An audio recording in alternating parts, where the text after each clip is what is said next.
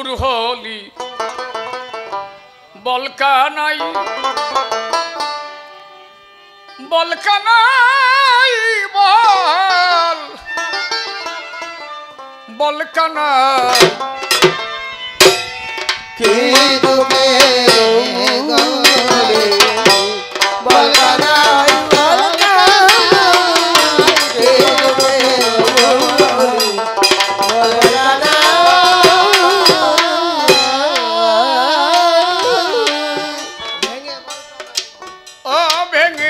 বলকানাই ও তাই শুনতে চাই ভেবে বলকানাই শুনতে চাই ছিল কিসের অভাব বৃন্দাবনে ছিল কিসের অভাব বৃন্দাবনে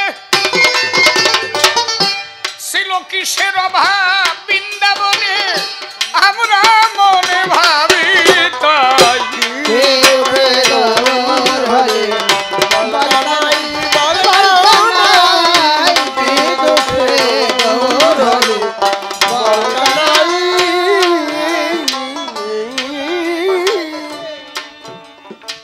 তোরে গোচারণে গোষ্ঠে যেতে কষ্ট দেখে গোষ্ঠের পথে পদব্রজে দিনাই যেতে স্কন্ধে খোলে নিতাম ভাই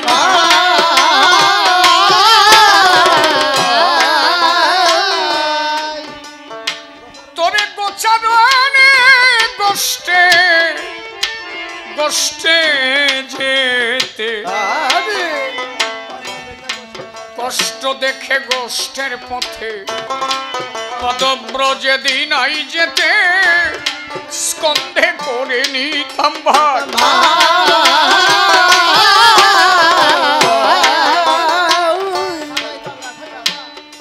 তোরে সাজাইতাম রাখাল রাজা সব রাখালে করতেন পূজা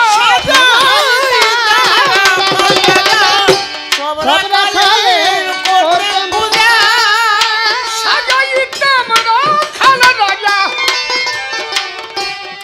সব রাখালে করতেন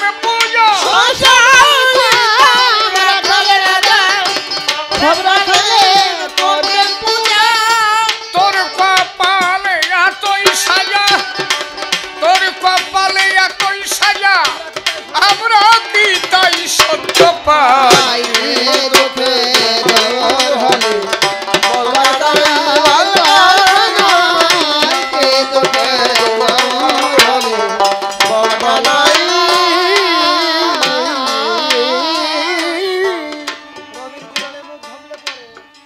কানাই কি দুঃখে গৌর হলি এমন কি কষ্ট ছিল তোর যে তুই গৌর হলি তুই যখন গোচারণে যেতি সূর্যের কিরণে যখন তোর মুখ ঘেমে যেত আমরা বংশী বটতলায় তোকে বসাইয়ে বৃক্ষ শাখা উপশাখা ভেঙে চামর বেজন তোর অঙ্গে করতাম তোর কষ্ট দেখে আমরা তোর কাঁধে নিতাম কত ভালোবেসেছি তোর এত ভালোবাসা পেয়েও আজকে কেন গৌর হয়ে তুই নদীয়ার ঘরে ঘরে কেঁদে বেড়াস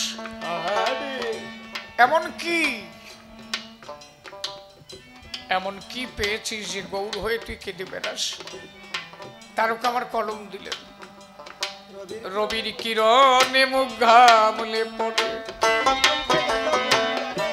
দুঃখে যে তোর বুক বিদরে বংশী বটের ছায়ায় তোরে বসাইতাম প্রাণ কানাই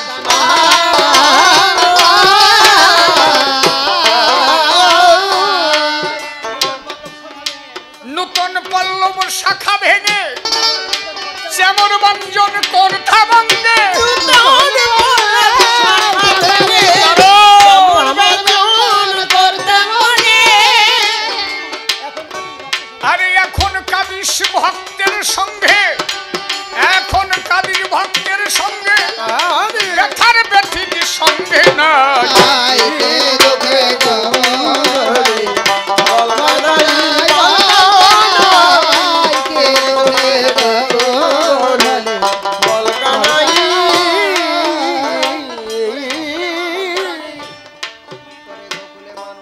গোকুলের মানন্দ রানী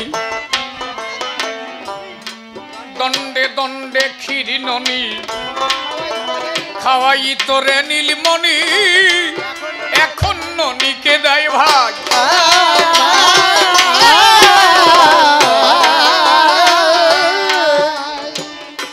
তোরে গোকুলের মানন্দ রানী দণ্ডে দণ্ডে ক্ষীর ননি খাওয়াই তোরে নীলমণি এখন ননিকে দেয় ভাগ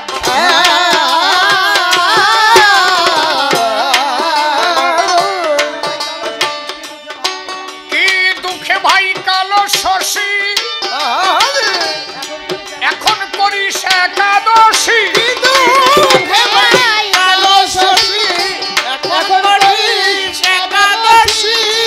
দুদিন তিন দিন উপবাসী 2 দিন 3 দিন উপবাসী দণ্ডধারী রে নিবাস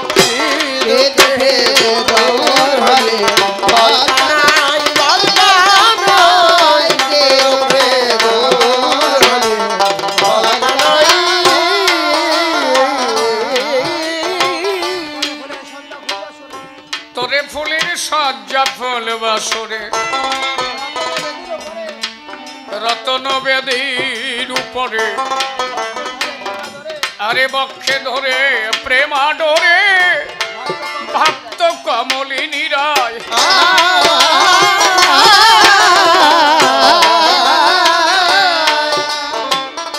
তোরে ফুলের সজ্জা ফুল বাসরে রতন বেদীর উপরে বক্ষে ধরে প্রেমা ডোরে ভক্ত কমলিনী রাজ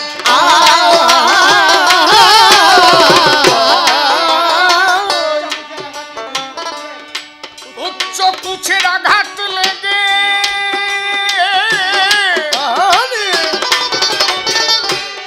সেবঙ্গে বেদনা লাগে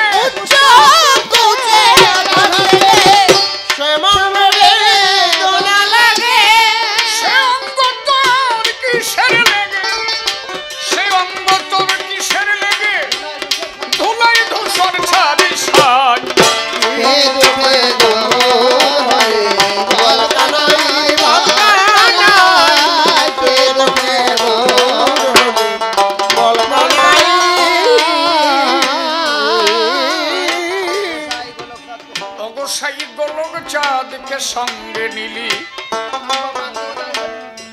সাঙ্গ পাঙ্গ উদয় হলি ব্রজ হতে ছেড়ে গেলি তোর শরীরে দয়া নাই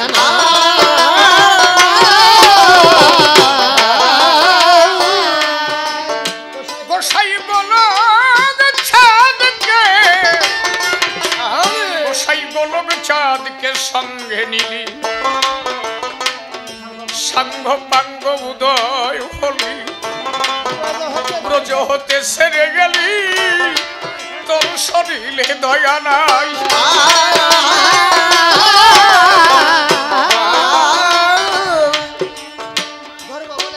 ধর্ম বলে মনের মানুষ মহানন্দ খোঁজে মানুষ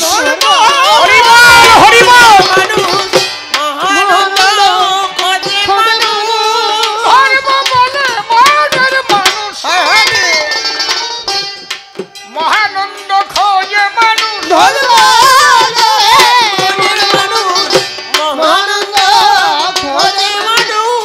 হাল চেপে হাল হুসে বেহুশ তারও কেরার উপায় নাই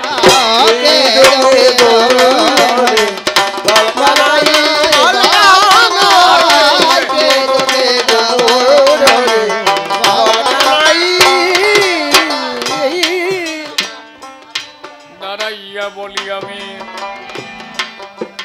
সভ্য সমাস্থান তাহলে কি করে গেছে আমার দয়াল গুরুচান আজ এই অনুন্নত সম্প্রদায় যারা গো এরা যাহা কিছু পেল তার মূলের মধ্যে কিন্তু আমার সে গুরু চাঁদ ছিল। আমি কয়েকটা শব্দ আলোচনা করি, আপনারা তাহলে বুঝতে পারবেন। এক এক করে তো লোকজন সব চলেই যাচ্ছে, আপনিও যাচ্ছেন না, যান, ধরে রেখে লাভ নাই। শারীরিক পরিস্থিতি তো সবারই ভালো না গরমের ভিতরে। বাড়ি যে এবার করবেন কি, ও জায়গা যেও তো সুখ নাই কি, এই গরম তো সব জায়গায়। রাত্রে তো এমনি ঘুম হয় না কি বাবা, সত্যি না? একটা দুটো দিন আজকে একটু হরি কথা শুনলাম, কি এই যে কয়জন বাড়ি গেছে যাই দেখবা একটাও ঘুমাচ্ছে, হয় পাখা নিয়ে বাড়ি করতেছে, নাহলে বারিন্দায় শীত হয়ে রয়েছে, তাও এই জায়গা থাকবে না কেন? তাও তো এটা আসতে, এটা এক জন্মের দোষ না, এগুলো হচ্ছে বহু জন্মের দোষে হয়। যার জীবনে ঘুম হয় না তার এখানে বসাই দেবেন, আসা মাত্রই ঝুল আরম্ভ হয়ে যাবে। তার কোনোদিন ঘুম হয় না, বসাই দেবেন যেখানে হরিবাসর হবে, হরি কথা হবে, দেখবেন খালি ঘুম আসছে। সেই দিন যে ওর কি ঘুম আসে, এটা বহু জন্মের দোষ। কথা বোঝা গেছে আমার নাকি? বুঝতেছ তো? এই দাঁড়ে ধরে কত বুড়ো বুড়ি আছে দেখবা, এই জায়গায় এত সুন্দর হরি কথা আসছে, অনেকে আসে নাই। এটা তার দোষ না, তার বহু জন্মের কর্মের দোষ। এই জন্মে হয়তো এত তাড়াতাড়ি তার সাধুগুরু বৈষ্ণবের সঙ্গ হলো না। আমার ওই যে যেটা উনফা জড়িয়ে বললাম, ওই যে যেটা আংটি ভরিয়ে দিলাম যেটারে, তাহলে ওইটুকু বয়সে ও যে এখানে জায়গা পেয়েছে, ওর মায়ের কোলে এসে হরিবাসরে জায়গা পেয়েছে, ওর বহু জন্মের পুণ্যের ফল যে এত তাড়াতাড়ি ও ভক্ত বাসরে এসে ভক্তের চরণ ধুলি পেয়েছে, এবার বহু জন্মের পুণ্যের ফল।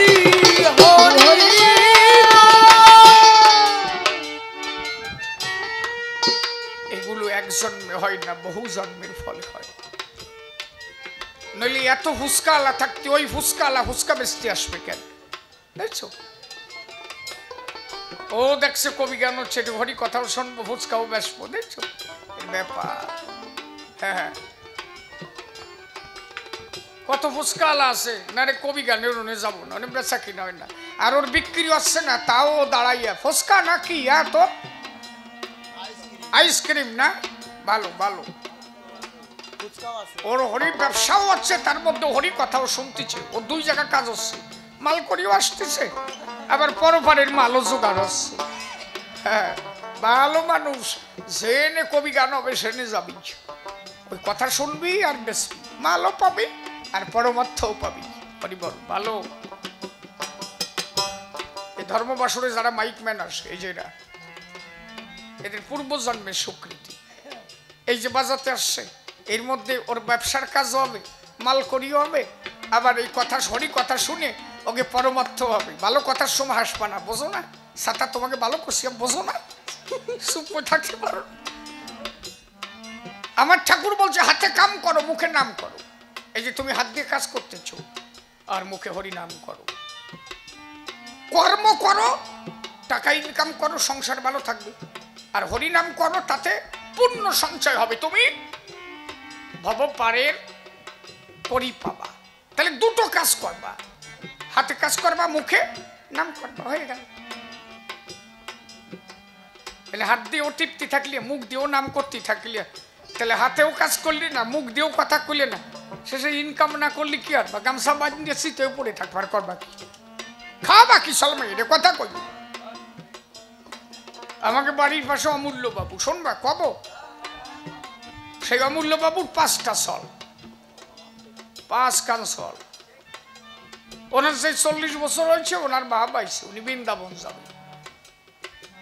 বড় ছেলেটার বয়স কেবল 20 বছর, সবে মাত্র বিয়ে পাশ করছে, চাকরি টাকরি পায়নি। বাবারে বলছে কি, বাবা ছোট ভাইগুলো আসতে, এই কথা বলে না, ছোট ভাইগুলো তো ছোট, ওরা একটু পড়াশোনা শিখুক, আর একটু বয়স হোক, তারপরে তুমি বৃন্দাবন যাও। কথা বলিস, আমার এখন ভাব আইছে, আমি বৃন্দাবন যাবই যাব। বলো বাবা, তাই এদের মানুষ করবে কি? এদের যে পড়াশোনা, এদের শিক্ষিত করা, এরা যদি কোনো রকম সমাজে ক্রিমিনাল হয় তার দায়ী কে হবে? তুমি হবে। তো এদের তো তুমি সৃষ্টি করেছো, তাহলে এদের মানুষ করার দায়িত্ব তোমার। কথাটা মনে রাখো। মাইক ম্যান আমার দিক তাকাও, কারো কথা শুনে না। তাহলে 5টা ছেলে তুমি জন্ম দিয়েছো, তাদের মানুষ করার দায়িত্ব কার? বাবার। তাহলে তুমি ধর্ম করো, বাড়ি বসে করো। না না, বৃন্দাবন যাবই আমি। উনি যে সোলারটা পাইছে, ছেলেটা বলছে তাহলে এই 4টে ভাইকে মানুষ করবে, তাহলে আমার করতে হবে। বাবাটা কাজ করো, 10 কাঠা জমি বেচে দাও, করে টাকা দাও, আমি ব্যবসা করে ওকে মানুষ করি। তুমি তো জন্মাইছো, মানুষ নয় আমি করি, আর কি করব? বড় ছেলেটা 30,000 টাকা নিল। ও কি করলো? ওই 30,000 টাকা দিয়ে 6টা ফাটা কিনে আনলো। বাড়ি ফাটা কিনে আইনিয়ে গাছে বাঁধিয়ে তোর কি আনলো? ব্যবসা জানে না, ওই ফাটার ব্যবসা শুরু করলো। বাবা বৃন্দাবন যাচ্ছে, আর কয়জন ছাগল নিয়ে আসতেছে ফাটার দ্বারে। কি আনবে? ব্যবসা খুঁজে পাই নাই, বলো কেবল পড়াশোনা করছে। আর উনি বৃন্দাবন যাচ্ছে, আর একজন ছাগল নিয়ে আসতেছে। আর ওই অমূল্য বাবু ওই দিন রওনা দিয়েছে টোল্লা নিয়ে। একজন আসতেছে, আর ওই অমূল্য বাবুর সাথে দেখা হয়েছে। বলছে, দাদা এখানে অমূল্য ফাটার বাড়ি কোনটা?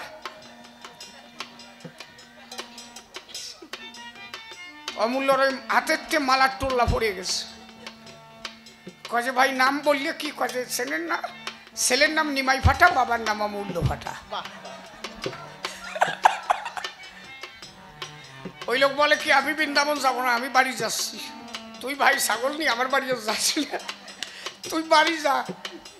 এই জন্মায় যদি আমি মানুষ না করতে পারলাম, আমার মন্ডল টাইটেল বাদ দিয়ে ভাটা টাইটেল আরম্ভ হয়েছে। তার মানে কি? সন্তান যদি তুমি জন্ম দাও, তার মানুষ করার দায়িত্ব তোমার। এই জন্য হরিচাঁদ ঠাকুর বলেছে, হাতে কাম করো, মুখে নাম করো, সংসারে বসে তুমি সাধু হও, তোমার কোথাও যাওয়ার দরকার হবে না। এই যে মাইক চালাতে আইছে, এই যে হাত দিয়ে একটু কুরু কুরু করলো, 20-25 হাজার পাবে, নিয়ে চলে যাবে। তাহলে এখানে বসে বাজে কথাও কেন কবে? টাকাও ইনকাম হচ্ছে, আর বসে বসে বলবে হরি বল হরি বল হরি বল হরি বল হরি বল। হাতে টাকাও এসে গেল, মুখের নামও করলো, সবকিছুর হয়ে গেল। কথা বুঝিস?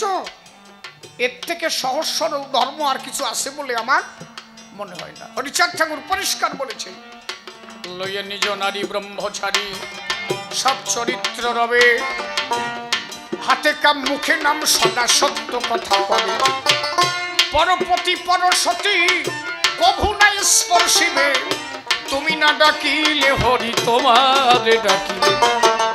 নারী নিয়ে সঙ্গে রাখো, করো হরি নাম, হাতে কাম করো পূর্বে তোমার মনস্কাম। আজকে আমার সমাজের মানুষ এই যে অনুষ্ঠানগুলো করে, এটাই একমাত্র যদি হরিগুরুচাঁদ ঠাকুর না আসতো, এরা এগুলো করতে পারতো কোনোদিন? 1906 থেকে 1907 সালের আগে এই নমশূদ্র সমাজে একটা লোকের চাকরি ছিল, আপনি দেখান তো, অল ইন্ডিয়া বেসিক। আসতে আমরা তো কেউ নমশূদ্র মধ্যে কেউ কালী ভক্ত, কেউ গৌর ভক্ত, কেউ শিখ ভক্ত, বিভিন্ন ভক্ত। আমি সবার উদ্দেশ্যে বলছি, 1906 সালের আগে একজন লোকের চাকরি হয়েছিল নমশূদ্র সমাজে, দেখাতে পারো? পারবা না। নেই। প্রথম যে চাকরি পেয়েছিল সে হচ্ছে গুরুচাঁদ ঠাকুরের জ্যেষ্ঠ পুত্র শশীভূষণ। অনেক লড়াই করে চাকরি আদায় করা, একে তো সন্ডাল বলতো সবাই। শশীভূষণ ঠাকুর আম্বেদকরের থেকে 25 থেকে 26 বছরের বড় ছিল। যে আম্বেদকর সাহেব সংবিধান রচনা করেছিলেন, গুরুচাঁদ ঠাকুরের জন্ম ছিল 1846 সাল, আম্বেদকর সাহেবের জন্ম ছিল 1891। 45 থেকে 46 বছরের ছোট গুরুচাঁদ ঠাকুরের থেকে আম্বেদকর। আর শশীভূষণের জন্ম হয়েছিল 1867, 25 থেকে 26 বছরের বড় ছিল আম্বেদকরের থেকে শশীভূষণ ঠাকুর। এট ফার্স্ট নমশূদ্র সমাজে প্রথম যার চাকরি হয় সে হচ্ছে শ্রী শশীভূষণ ঠাকুর। শিলিগুড়িতে ট্রান্সফার হয়েছিল, সাব রেজিস্ট্রারি পদে তার চাকরি হয়েছিল। ওই যে চাকরি হলো, সেই দিন থেকে ব্রিটিশ সরকার নমশূদ্রদের মুক্ত করে দিয়েছিল। যে আজকের থেকে চাকরি হলো, গুরুচাঁদ ঠাকুর বলেছিলেন আজকের থেকে আর যেন নমশূদ্র সমাজে কোনো বাধা থাকে না, এখন থেকে এরা যেন সবাই চাকরি পায়। সেই দিন থেকে এরা মুক্তি পেয়েছিল। হরি বল হরি বল।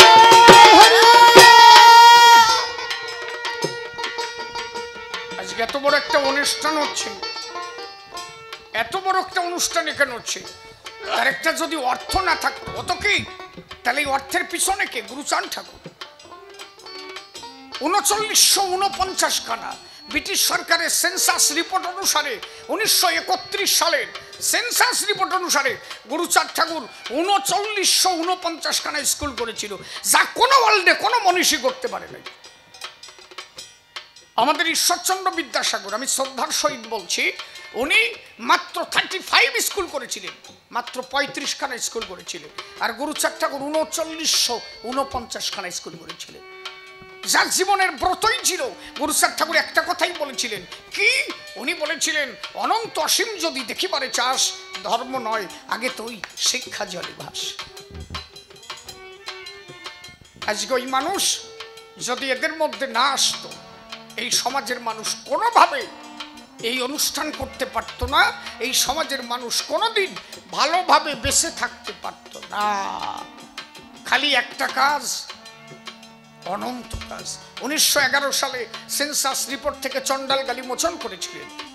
1906 সালে 7 সালে শরীর পত্রিকা গঠন করেছিলেন। 1908 সালে ওরাকান্দিতে একটা নারী ট্রেনিং সেন্টার গড়ে তুলেছিলেন গুরুচাঁদ ঠাকুর। 1910 সালে বিধবা বিবাহ চালু করেছিলেন। যে বিধবা বিবাহ ঈশ্বরচন্দ্র বিদ্যাসাগর করেছিলেন সেটা ছিল শহর কেন্দ্রিক, গুরুচাঁদ ঠাকুর সেটাকে গ্রাম্য কেন্দ্রিক করে গড়ে তুলেছিলেন। 1912 সালে পঞ্চম জর্জ গুরুচাঁদ ঠাকুরকে দরবার মেডেলে ভূষিত করেন। 1881 সালে দত্তডাঙ্গা ঈশ্বর গাইনের বাড়িতে প্রথম নমশূদ্র সম্মিলন গড়ে তোলেন। এই যে আমরা এই কথা বলো কেন, কথা বলছো কেন তোমরা আজকে?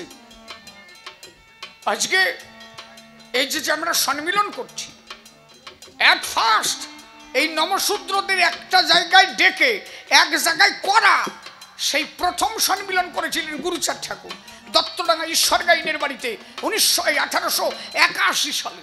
এর আগে কোনোদিন কোনো জায়গায় নমশূদ্রদের এক জায়গায় কেউ করতে পারে নাই। কেন জানো? কসার বাড়ির ঠেলায়।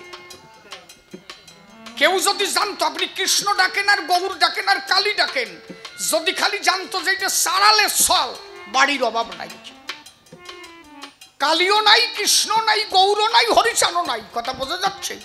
খালি যদি জানতো যে মন্দিরে ঢুকেছে কে, সারালের ছেলে, কসার বাড়ির অভাব নাই। এমনকি ইন্ডিয়ান একটা ফিল্ম বেরিয়েছে, ওই ফিল্মটা দেখবা, সেখানে বলা হচ্ছে কোন একটা নমশূদ্রের ছেলে শুধু ওং নমঃ শিবায় ওং শব্দ উচ্চারণ করেছে, তার জিহ্বাটাকে কেটে নেওয়া হলো। ভাবতে পারো, একটা ওং শব্দ পর্যন্ত উচ্চারণ করতে এরা পারত না। এত বড় দাসত্ব করে এদের লিখেছিল। একমাত্র এই দাসত্বের শৃঙ্খল যদি কেউ ভেঙে থাকে, সে আমার গুরুচাঁদ ঠাকুর। যে নমশূদ্র জাত একদিন বাংলাদেশের বিলের মধ্যে ছিল, আজকে 62 কান্ট্রি, 62 খানা দেশে হরিগুরুচাঁদের মন্দির গড়ে উঠেছে। এটা একমাত্র হরিগুরুচাঁদের অবদান। এরা কোনোদিন Australia, America, France, German, Russia যেতে পারবে? কে ভেবেছিল? একমাত্র গুরুচাঁদ ঠাকুর ভেবেছিল। এদের জন্ম থেকে মৃত্যু পর্যন্ত যা দরকার পাই টু পাই গুরুচাঁদ ঠাকুর দান করেছিল। আমার তো মনে হয় না আর বেশি দিন লাগবে বিশ্ব মতুয়া হতে। মহাপ্রভু নিজে বলে গেছিলেন, মহাপ্রভু নিজে বলে গেছিলেন, মহাপ্রভুর নিজের মুখের কথা। এখানে যদি কোনো বৈষ্ণব সমাজের মানুষ থাকে শুনে রাখা দরকার। 98 পেজ শ্রী শ্রী চৈতন্য ভাগবত পড়বেন, বাড়ি যেয়ে পড়বেন। আমার কথা শুনবেন কেন? আপনি বই পড়বেন বাড়ি যেয়ে। শ্রী শ্রী চৈতন্য ভাগবতে মহাপ্রভু পরিষ্কার বললেন, যারা মালা টিপে হরিনাম করে এরা যতটুক পুণ্যতা পায়, যারা উচ্চকণ্ঠে হরিনাম করে তারা 100 গুণ ফল লাভ বেশি পায়। এটা কার কথা? মহাপ্রভুর কথা। এই জন্য সেই মহাপ্রভু যখন হরিচাঁদ হলো, তাই মতুয়াদের ডঙ্কা বানালো, কাশি বানালো, উচ্চ কণ্ঠে হরিনাম করার অনুমতি দিল।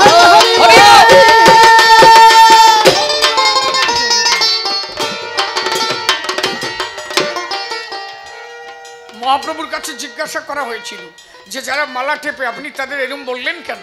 মহাপ্রভু বললেন, মালা টিপা খারাপ কাজ নয়, মালা টিপা একটা অভ্যাস যোগ, কিন্তু যিনি মালা টেপেন তিনি একা একা তরেন, অপরকে তরতে সাহায্য করেন না।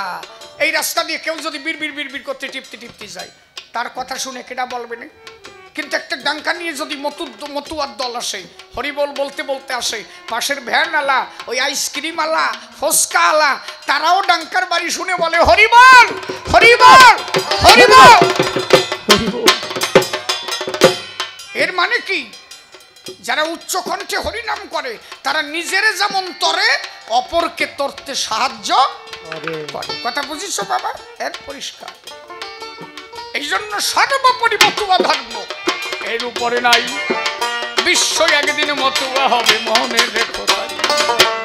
আমার একটা গানের অনুরোধ ছেলে পেলে করেছে, এই গানটা গাই, তারপরে আমার জয় বাবা ও একটা গান আপনার। তো একদিন মতুয়া হবে আমার আত্মবিশ্বাস, বিশ্ব একদিন মতুয়া হবে আমার আত্মবিশ্বাস, সারা বিশ্ব একদিন মতুয়া হবে আমার আত্মবিশ্বাস, বিশ্ব একদিন মতুয়া হবে আমার আত্মবিশ্বাস। সারা বিশ্ব গাইবে হরি চাঁদের গান, বিশ্ব গাইবে হরি চাঁদের গান, সারা বিশ্ব গাইবে গুরু চাঁদের গান, সবাই হবে হরিদাস। বিশ্ব একদিন মতুয়া হবে আমার আত্মবিশ্বাস, বিশ্ব একদিন মতুয়া হবে আমার আত্মবিশ্বাস, বিশ্ব একদিন মতুয়া হবে আমার আত্মবিশ্বাস। যে ধর্মে নাই জাতা জাতি, নাই কোনো ভেদাচার, শুধু মানুষেতে নিষ্ঠারতি, চরিত্র পবিত্র যার, চরিত্র পবিত্র যার, চরিত্র পবিত্র যার, হলো বিশ্ব মানব ধর্ম প্রচার। বিশ্ব মানব ধর্ম প্রচার, বললেন বিশ্ব মানব ধর্ম প্রচার, করলো হরি প্রীতবাস। বিশ্ব একদিন মতুয়া হবে উলুধ্বনি হরি হরি বল হরি বল। বিশ্ব একদিন মতুয়া হবে আমার আত্মবিশ্বাস, বিশ্ব একদিন মতুয়া হবে আমার আত্মবিশ্বাস। যেথায় যাগ যজ্ঞ মন্ত্র তন্ত্র, মতুয়ারা কোনো মন্ত্রতন্ত্রে বিশ্বাস করে না। মহাপ্রভু যা বলেছে মতুয়ারা তাই মেনে চলে। মহাপ্রভু বলেছে হরির নাম হরির নাম হরির নাম ঐব কেবলম কলৌ নাস্তেব্য নাস্তেব্য নাস্তেব্য গতির অন্যথা। হরিনাম ছাড়া কলিজীবের কোনো গতি নাই। মহাপ্রভু বললেন হরে কৃষ্ণ নাম, এটা হরিনাম নয়। এই জন্যই কিছু বৈরাগী আছে, পড়াশোনা করে না, তো চার দোকানে যে কথা ভালো কয়, কি করলাম বুঝলে? যে দেখো চার দোকান যেখানে, ভালোভাবে বসো, ভদ্রভাবে বসো, ওইখানে যে ভালো কথা কয়, আগে স্টাডি করো, বাড়ি যাও, বই কেন। আমি 3টে বইয়ের নাম বলছি। গৌর লীলার যে 3খানা প্রামাণ্য গ্রন্থ, শ্রী শ্রী চৈতন্য ভাগবত, শ্রী শ্রী চৈতন্য মঙ্গল, শ্রী শ্রী চৈতন্য চরিতামৃত। শ্রী শ্রী চৈতন্য চরিতামৃত যিনি লিখেছেন কৃষ্ণদাস কবিরাজ গোস্বামী, শ্রী শ্রী চৈতন্য ভাগবত যিনি লিখেছেন বৃন্দাবন দাস, শ্রী শ্রী চৈতন্য মঙ্গল যিনি লিখেছেন তিনি হচ্ছেন শ্রীজীব গোস্বামী। এই 3টে বই বাড়ি নিয়ে পড়ো। কোন জায়গা পাবা না যে 16 নাম 32 অক্ষর মহাপ্রভু নিজে করেছেন। তাহলে তোমরা কোথায় পাইলে? আস্তে, তোমরা কোন জায়গা পাইলে? মহাপ্রভু তো সবসময় বলতেন হরি বল। মহাপ্রভু নিজে বলছেন, একদম আদিখণ্ড প্রথম চ্যাপ্টারটা এইটাই পড়ো নাই। প্রথম চ্যাপ্টারে মহাপ্রভু পরিষ্কার বললেন 16 নাম 32 অক্ষর তন্ত্র, হরি নাম হচ্ছে মহামন্ত্র। কথা বোঝা যাচ্ছে আমার? মহাপ্রভু যিনি গৌর মহাপ্রভু তিনি বলছেন 16 নাম 32 অক্ষর তন্ত্র, আর হরি নাম হচ্ছে মহামন্ত্র। তাহলে আপনি তান্ত্রিক হবেন না ভক্ত হবেন? মহামন্ত্র হচ্ছে হরি নাম। এই জন্য এই হরি নাম মতুয়ারা করে। হরি বল হরি বল, এই হরি নামে মতুয়ারা মাতুয়ারা হয়। এরা অন্য কোন তন্ত্র মন্ত্র মানে না। এই জন্য আমি গান লিখলাম, যেথায় যাগ যজ্ঞ মন্ত্র তন্ত্র, ধর্ম ধর্মের নয় স্থান, ব্রাহ্মণ্য সত্যবাদ ষড়যন্ত্র সবই হলো অবসান, সবই হলো অবসান, সবই হলো অবসান। যেথায় হরি বলে কাঁদবে পরাণ, হরি বলে কাঁদবে পরাণ, যেথায় হরি বলে কাঁদবে পরাণ, হরি করে তার হৃদয় বাস। বিশ্ব একদিন মতুয়াবে, বিশ্ব একদিন মতুয়াবে, বিশ্ব একদিন মতুয়াবে। লয় নিজ না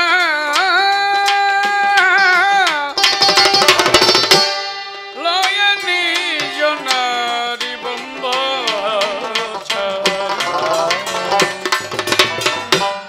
লয় নিজ নারী ব্রহ্মচারী, হবে সত্যবাদী জিতেন্দ্রীয়, মাতা পিতা করবে ভক্তি, তার মতো আর নাই কেহ, তার মতো আর নাই কেহ, তার মতো আর নাই কেহ। সদা হাতে কাপ মুখে নামলো, হাতে কাম মুখে নামলো, হাতে কাপ মুখে নামলো, কর সচ্চরিত্রে গৃহবাস। বিশ্ব একদিন মতুয়াবে, আমার আত্মবিশ্বাস। বিশ্ব একদিন মতুয়াবে, আমার আত্মবিশ্বাস। বিশ্ব একদিন মতুয়াবে, আমার আত্মবিশ্বাস। হবে মাত্র 212 বছর, সবে মাত্র 213 বছর, এক বছর বেড়েছে। আমি 2012 সালে এই 2022-এ আমি গানটা লিখেছি, এইবার 23 পড়েছি, তাহলে এক বছর বেড়ে গেল নাকি? সবে মাত্র 213 বছর এলো আমার হরিচাঁদ, তাইতে আকাশে বাতাসে গাহে হরিচাঁদের জয় গান। হরিচাঁদের জয়গান, হরিচাঁদের জয়গান। অধম শিশির বলে আর নয় বেশিক্ষণ, শিশির বলে আর নয় বেশিক্ষণ, অধম শিশির বলে নয় বেশিক্ষণ, বিশ্ব হতে হরিগান। বিশ্ব একদিন মতুয়াবে, আমার আত্মবিশ্বাস। বিশ্ব একদিন মতুয়াবে, আমার আত্মবিশ্বাস। বিশ্ব একদিন মতুয়াবে, আমার আত্মবিশ্বাস। আর বেশি কথা বলবো না, ছেড়ে দিয়ে যাবো আমার কবির কল্পনা। যেভাবে প্রশ্নপত্র করেছিল দান, এক এক করে ধরে ধরে দিলাম সমাধান। অনেকভাবে অনেক কথা কহিলাম সভায়, এরপরে জয় বাবু দাঁড়াবে সভায়, সে তার 2-4টে কথা সবাই কবে, একখানা গান গেয়ে সেও চলে যাবে। তারপরে কালাসোরা আসিবে সবাই, তার সঙ্গে মিলনে দাঁড়াতে হবে ভাই। দুই ভাইতে তারা মিলন গাহিবে, তারা দুই ভাই কত আনন্দ পাবে। আমি আর সভা মাঝে আসিব না ফিরে, এ পর্যন্ত ছেড়ে দিয়ে গেলাম এই আসরে। এরপরে তারা গাহিবে মধুর মিলন, আপনারা বসে শুনবেন ভক্তজ্ঞানীজন। আর তবে বেশি কথা বলবো না, ছেড়ে দিয়ে যাবো আমার কাব্য আলোচনা। দেখি এসে কোনোভাবে কোন কথা কয়, কোনোভাবে ধারা সে উঠাইয়া লয়। এদিকেতে আসে যত ভক্তগণ, বন্দনা করি যাই সবারই চরণ। দাঁড়াইয়ে বলি আমি সভ্য সভাস্থান, এ দাঁড়াইয়ে বলি সভ্য সভাস্থান। বৌতলি ঘাট বলি সভা বিদ্যমান, জায়গার নাম কি যেন আমায় বলো দেখি তাই। দৌলতপুর আমি আগে আসি নাই, প্রথমবারে দর্শন দিলাম এই জায়গায়। মিডিয়ার মধ্যে দিয়ে সবাই জানুক ভাই, দৌলতপুরে একটা সম্মিলন হয়, শ্রীহরির সম্মিলন সবাই মিলে করে।